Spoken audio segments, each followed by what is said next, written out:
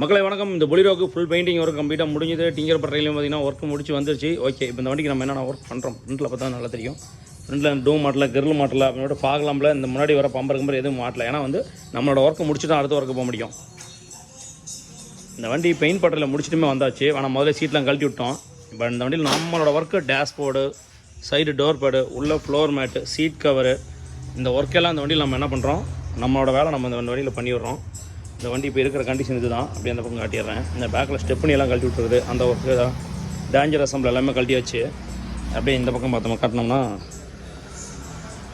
இங்கேருந்து காட்டும் போது உங்களுக்கு எல்லா செட்டப் அந்த வண்டியில் பிரிச்சுக்குது. இப்போ என்ன பண்ணுறோம், இந்த வண்டி எல்லாமே ஃபிட்டிங் பண்ணி விட்டு அடுத்து டிங்கர் பட்டையில் போய்ட்டு டிங்கர் பட்டையில் சில வேலைகள் இருக்குது, அந்த வேலையை பார்க்குறோம்.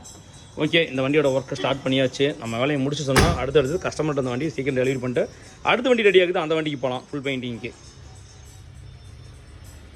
ரொம்ப நாள் ஆச்சு இல்லைங்க. அதனால் வந்துட்டு இந்த ஒயரிங்லாம் தெளிவு பண்ணணும். எல்லாம் பெயிண்டிங் போனப்போ எல்லாம் இதாகுது. எல்லாத்தையும் என்ன பண்ணணும், துருப்பு ஸ்ப்ரே அடிச்சுட்டு ஒரு பக்கமாக இருந்து வேலை செஞ்சுட்டு வந்தால் தான் நாளையும்ல இதனால வந்து ஒயரிங் கம்ப்ளைண்ட் எதுவும் ஆகாது. சரி, ஓகே, இந்த வண்டியோட ஒர்க்கை நம்ம ஸ்டார்ட் பண்ணிடலாம். இந்த வண்டி வந்து வேலையை முடிச்சுட்டு கஸ்டமர்கிட்ட அடுத்த ஒர்க் பார்க்க ஆரம்பிச்சிடலாம்.